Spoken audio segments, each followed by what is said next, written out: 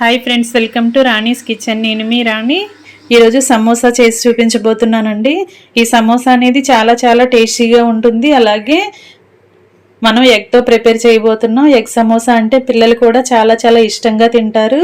Eggs అంటే చిన్నపిల్లలు ఇష్టపడతారు కదా. ఆ ఎగ్స్తో మనం ఇలా సమోసాని చేసి పిల్లలకి సర్వ్ చేసామంటే మనం ఎక్కడ స్కిప్ చేయకుండా లాస్ట్ వరకు చూడండి. మధ్య మధ్యలో స్కిప్ చేయకుండా చూడండి, అప్పుడే రెసిపీ అనేది అర్థమవుతుంది. ఇలా ఒక ఖాళీగా ఉన్న గిన్నెని తీసుకుని ఒక బౌల్ నిండా మైదా పిండి తీసుకోండి. నేను 1.5 కప్పులు మైదాతో చేసి చూపించబోతున్నానండి. దీనిలో టేస్ట్కి సరిపడా సాల్ట్ వేసుకోవాలి. అలాగే 2 టేబుల్ స్పూన్లు ఆయిల్ వేసుకోవాలి. సాల్ట్ ఆయిల్ కూడా పిండిలో కలిసే వరకు బాగా కలుపుకోవాలండి. పిండికి ఆయిల్ అనేది బాగా పట్టించామంటే సమోసా అనేది చక్కగా పొంగుతూ క్రిస్పీగా వస్తుంది. ఇప్పుడు కొన్ని వాటర్ తీసుకుని కొంచెం కొంచెంగా పోసుకుంటూ చపాతీ ముద్దలాగా కలుపుకోవాలి. పిండిని మనం కరెక్ట్గా సాఫ్ట్గా కలుపుకోవాలండి. అలా కలిపినప్పుడే సమోసా అనేది చక్కగా కరెక్ట్గా వస్తుంది. ఇలా మన చేతికి అంటుకోకుండా చక్కగా సాఫ్ట్గా ఉంది కదా. ఇలా చేసి పక్కన పెట్టుకుందామండి. మూత పెట్టుకుని పక్కన పెట్టుకుందాం. ఇంకా సమోసాలోకి కర్రీని ప్రిపేర్ చేసుకుందాం. ఇలా 2 ఎగ్స్ తీసుకుని ఒక గిన్నెలో వేసుకుని కొన్ని వాటర్ పోసుకుని దానిలో కొంచెం గల్లు ఉప్పు వేసుకుని ఈ ఎగ్స్ని ఉడికించుకోవాలండి. ఉడికించిన తర్వాత నెక్స్ట్ ప్రాసెస్ అనేది మీకు చూపిస్తాను. ఎగ్స్ బాగా ఉడికిన తర్వాత దానిపైన ఉన్న స్కిన్ అంతా తీసేసుకోవాలి. తీసుకున్నాం కదా, వీటిని చాకుతో చిన్న చిన్న పీసెస్గా కట్ చేసుకోవాలండి. ఎగ్స్ని చిన్న చిన్న ముక్కలుగా చేసుకుని కప్లో వేసుకుందాం. మనం వీలైనంత చిన్నగా కట్ చేసుకుంటే సమోసాలో చక్కగా స్టఫింగ్ చేయడానికి చక్కగా వీలవుతుందండి. కొంచెం పెద్దగా చేసుకుంటే సమోసాని ఫోల్డ్ చేస్తున్నప్పుడు అడ్డం వస్తూ ఉంటాయి. అందుకే ఇలా చిన్న చిన్న పీసెస్గా చేసుకోండి. నేను వీడియోలో చూపిస్తున్న విధంగా ముక్కలు ముక్కలుగా కట్ చేసుకుని దాని లోపల ఉన్న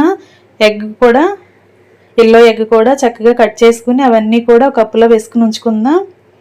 ఫ్రెండ్స్, నా ఛానల్ని మీరు ఫస్ట్ టైం చూస్తున్న వారైతే రన్ అవుతున్న వీడియో కింద రెడ్ కలర్లో సబ్స్క్రైబ్ అనే ఆప్షన్ ఉంటుంది కదా, దానిని టచ్ చేసి ALL ఆల్ అని బెల్ ఐకాన్ని కూడా యాక్టివేట్ చేయండి. నా ఛానల్ని సబ్స్క్రైబ్ చేసుకుంటే నేను పెట్టబోయే రెసిపీస్ అన్నీ కూడా డైలీ మీ ఫోన్కి నోటిఫికేషన్కి వస్తాయి. ఏ రోజు రెసిపీ ఆ రోజు ఓపెన్ చేయొచ్చు. ఫ్రెండ్స్, కర్రీ కోసం ఇలా 2 పెద్ద పెద్ద ఆనియన్స్ తీసుకుని ఇలా సన్న సన్న ముక్కలుగా కట్ చేసుకుని కప్పులో వేసుకుని పెట్టుకోండి. అలాగే 2 పచ్చిమిర్చి కూడా ముక్కలుగా చేసుకుని వేసుకోండి. కుకింగ్ స్టార్ట్ చేద్దాం. స్టవ్ వెలిగించుకుని కళాయి పెట్టుకుని 2 గరిటెలు ఆయిల్ పోసుకుని ఆయిల్ కాగిన తర్వాత 2 లవంగాలు అలాగే చిన్న దాల్చిన చెక్క వేసుకుని కట్ చేసి పెట్టుకున్న ఆనియన్స్ కూడా అలా వేసేసుకుని ఆయిల్లో ఫ్రై చేసుకుందాం. ఆనియన్స్ అనేవి బాగా మగ్గాలండి. చక్కగా ఫ్లేమ్ని చక్కగా సిమ్లో పెట్టుకుని స్లోగా మగ్గించుకోవాలి. ఆనియన్స్ మగ్గటానికి టేస్ట్కి సరిపడా సాల్ట్ వేసుకోండి. అలాగే 1/2 టీ స్పూన్ పసుపు వేసుకోవాలి. సాల్ట్ పసుపు కూడా ఆనియన్స్కి పట్టే వరకు బాగా కలుపుకోవాలి. ఇలా కలుపుకున్నాం కదా, ఇప్పుడు 1 టేబుల్ స్పూన్ అల్లం వెల్లుల్లి పేస్ట్ కూడా వేసుకుందాం. అల్లం వెల్లుల్లి పేస్ట్ కూడా పచ్చివాసన పోయే వరకు ఆనియన్స్తో పాటుగా ఆయిల్లో ఫ్రై చేసుకుందామండి. ఇలా బాగా మగ్గించుకోవాలి. మనం కట్ చేసి పెట్టుకున్న ఎగ్స్ ఉన్నాయి కదా, ఆనియన్స్ బాగా మగ్గిన తర్వాత ఆ ఎగ్ పీసెస్ కూడా అలా ఆనియన్స్లో వేసేసుకుందామండి.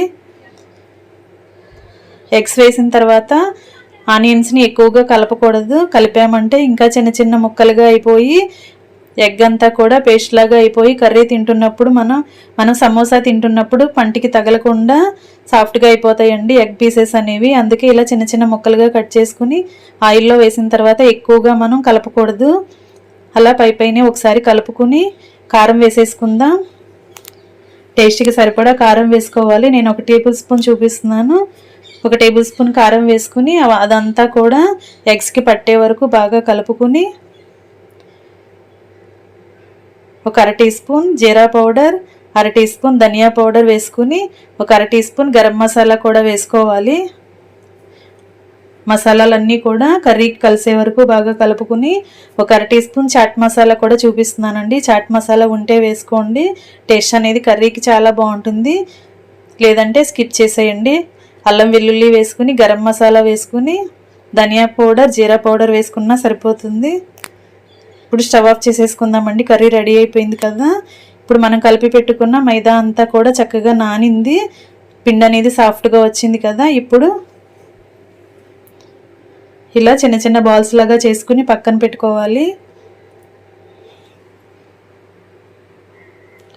మనం కలిపి పెట్టుకున్న పిండి అంతా కూడా అలా కొంచెం కొంచెంగా తీసి పక్కన పెట్టుకుని చపాతీలాగా ఒత్తుకుందామండి.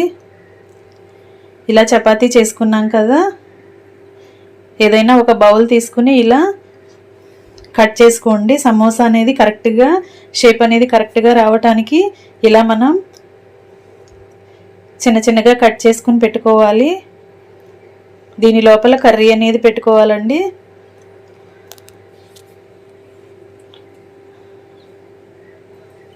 ఇలా పెట్టుకోవాలి. మనం కలిపి పెట్టుకున్న పిండి అంతా కూడా కరెక్ట్గా చపాతీలను ఒత్తుకుని చక్కగా పెట్టుకోండి. మనకి పెద్దగా మనం చపాతీ అనేది పెద్దగా చేసుకుంటే ఒకేసారి ఇలా చిన్న చిన్నగా కట్ చేసేసుకోవచ్చండి. బౌల్తో మనకి పని అనేది ఈజీ అవుతుంది. ఒక్కొక్కటి చేసే కన్నా ఇలా ఒకే చపాతీని పెద్దగా చేసుకుని ఇలా చిన్న చిన్నగా సర్కిల్స్ లాగా కట్ చేసుకుంటే సరిపోతుంది. ఇలా ఎక్సెస్ ఉన్న పిండి అంతా కూడా పక్కన పెట్టుకొని మళ్ళీ వాటిని కూడా చపాతీలాగా ఒత్తుకుని సేమ్ ఇదే ప్రాసెస్తో మరలా చేసుకోవాలండి సమోసాలని. ఇప్పుడు మనం ఉడికించి పెట్టుకున్న కర్రీని ఒక్కొక్క స్పూను అలా వేసుకోండి, మధ్యలో వేసుకోండి. సమోసా సైజుని బట్టి కర్రీ అనేది మీరు అడ్జస్ట్ చేసుకోవాలి. ఎక్కువగా కర్రీ పెట్టామంటే మనం అంచుల్ని ఫోల్డ్ చేస్తున్నప్పుడు కరెక్ట్గా అంటుకోకుండా ఆయిల్లో డీప్ ఫ్రై చేస్తున్నప్పుడు అవి ఓపెన్ అయిపోతాయండి. ఓపెన్ అయ్యాయి అంటే ఆ కర్రీ అంతా కూడా ఆయిల్లో కలిసిపోయే ఛాన్స్ ఉంటుంది, ఆయిల్ అంతా కూడా మాడిపోతుంది. అందుకే మనం కరెక్ట్గా చేసుకున్న సైజును చపాతీ సైజును బట్టి కర్రీ అనేది మనం అడ్జస్ట్ చేసుకుని చక్కగా కరెక్ట్గా అంచుల్ని ఫోల్డ్ చేసుకోవాలి. ఒకవేళ అంచులు అనేవి ఓపెన్ అయిపోతే కొంచెంగా వాటర్తో అంచులని తడిపి వాటిని కరెక్ట్గా ఫోల్డ్ చేసుకుని గట్టిగా నొక్కి పెట్టి ప్లేట్లో పెట్టేసుకుందామండి. నేను వీడియోలో చూపిస్తున్న విధంగా ఇలా అంటించండి. మనం చేసుకున్న సమోసాలన్నీ కూడా అలా జాగ్రత్తగా ఫోల్డ్ చేసుకుని అవన్నీ కూడా ఒక ప్లేట్లోకి సర్దేసుకుని పెట్టుకుందాం. మీరు కరెక్ట్గా చూసారంటే అర్థమవుతుందండి. ఇలా పైన అంచుల రెండింటిని ఒకసారి టచ్ చేసి జాయిన్ చేసి తర్వాత కిందున్న పూరి వంచని ఇలా పైకి ఫోల్డ్ చేస్తే సరిపోతుంది. చేయటం చాలా చాలా ఈజీ అండి. ఒకటి మనం చేసామంటే నెక్స్ట్ అన్నీ ఈజీగా వచ్చేస్తాయి. ఇలా జాగ్రత్తగా ఫోల్డ్ చేసుకుని అవన్నీ కూడా ఒక ప్లేట్లో పెట్టేసుకోవాలి. ఫ్రెండ్స్, ఈ రెసిపీ అనేది మీకు నచ్చితే లైక్ చేయండి. అలాగే ఈ వీడియోని మీ ఫ్రెండ్స్కి, ఫ్యామిలీ మెంబర్స్కి కూడా షేర్ చేయండి. అలాగే ఫస్ట్ టైం చూస్తున్న వారైతే రన్ అవుతున్న వీడియో కింద రెడ్ కలర్ ఆప్షన్ టచ్ చేసి నా ఛానల్ని సబ్స్క్రైబ్ చేసుకోండి. నేను పెట్టబోయే రెసిపీస్ అన్నీ కూడా డైలీ మీ ఫోన్కు నోటిఫికేషన్కి వస్తాయి. ఏ రోజు రెసిపీ ఆ రోజు చూడొచ్చు. ఇంకా మొత్తం సమోసాలు రెడీ అయ్యాయి కదా. ఇంకా స్టవ్ వెలిగించుకొని కళాయి పెట్టుకుని డీప్ ఫ్రైకి సరిపడా ఆయిల్ పోసుకుని ఆయిల్ బాగా కాగిన తర్వాత ఇలా ఒక్కొక్కటి ఆయిల్లో వేసుకుని డీప్ ఫ్రై చేసుకుందామండి. మనం ఆయిల్తో పిండిని కలిపాం కదా, సమోసాలు అనేవి చక్కగా పొంగుతూ క్రిస్పీగా వస్తాయండి. చక్కగా జాగ్రత్తగా మనం డీప్ ఫ్రై చేసుకోవాలి. అలా ఆయిల్లో పట్టినన్ని వేసుకుని ఎక్కువగా వేయకుండా తక్కువగా వేసుకుని డీప్ ఫ్రై చేసుకోండి. మనం గరిటతో వెనక వైపుకి టర్న్ చేసినప్పుడు కూడా అంచులు అనేవి ఓపెన్ అవ్వకుండా జాగ్రత్తగా మీరు డీప్ ఫ్రై చేసుకోవాలి. ఇలా అన్నింటినీ మనం డీప్ ఫ్రై చేసుకుని రెండు వైపులా కూడా కరెక్ట్గా ఫ్రై అయిన తర్వాత అవన్నీ కూడా తీసుకుని ప్లేట్లో పెట్టేసుకుందాం. ఇలా కరెక్ట్గా క్రిస్పీగా ఫ్రై చేసుకుని అవన్నీ కూడా ఒక ప్లేట్లో పెట్టేసుకుని పక్కన పెట్టేసుకుందామండి. మీరు ఎప్పుడు ఆనియన్ సమోసా, ఆలూ సమోసా అనేది కాకుండా ఇలా నాన్ వెజ్ అంటే ఎక్కువగా ఇష్టపడేవారు ఇలా ఎగ్ సమోసాలు కూడా ప్రిపేర్ చేసుకుని చక్కగా ఎంజాయ్ చేస్తూ తినొచ్చండి. రెసిపీ అనేది చాలా చాలా బాగుంటుంది.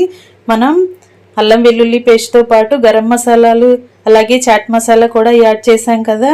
కర్రీ టేస్ట్ అనేది చాలా చాలా బాగుంటుంది. ఇలా సమోసాతో మనం మసాలా పౌడర్స్తో ఉడికించిన కర్రీతో సమోసా అనేది తింటే చాలా చాలా టేస్టీగా ఉంటుంది. అలాగే చిన్నపిల్లలు కూడా ఎంజాయ్ చేస్తూ ఇష్టంగా తింటారు. మనం లోపల ఎగ్ పీసెస్ అనేవి పెట్టాం కదా, చాలా బాగుంటుంది, టేస్టీగా ఉంటుంది. రెసిపీ అనేది మీరు ఖచ్చితంగా ట్రై చేసి మీ ఫ్యామిలీకి కూడా సర్వ్ చేయండి. అలాగే నా రెసిపీ అనేది నచ్చితే లైక్ చేయటం మాత్రం మర్చిపోకండి.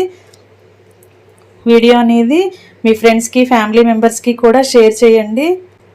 ఫ్రెండ్స్, మీ సపోర్ట్ చేస్తే నేను మరికొన్ని కొత్త రెసిపీస్తో డైలీ మీ ముందుకు వస్తానండి. నా ఛానల్ని సబ్స్క్రైబ్ చేసుకున్న ప్రతి ఒక్కరికి థ్యాంక్ యూ సో మచ్ అండి. ఇలాగే నాకు మీరు సపోర్ట్ చేస్తూ ఎంకరేజ్ చేశారంటే మరికొన్ని కొత్త రెసిపీస్తో డిఫరెంట్గా నా స్టైల్లో నేను రెసిపీస్ అనేవి పోస్ట్ చేస్తూ ఉంటాను. Thanks for watching. నేను మీ రాణి.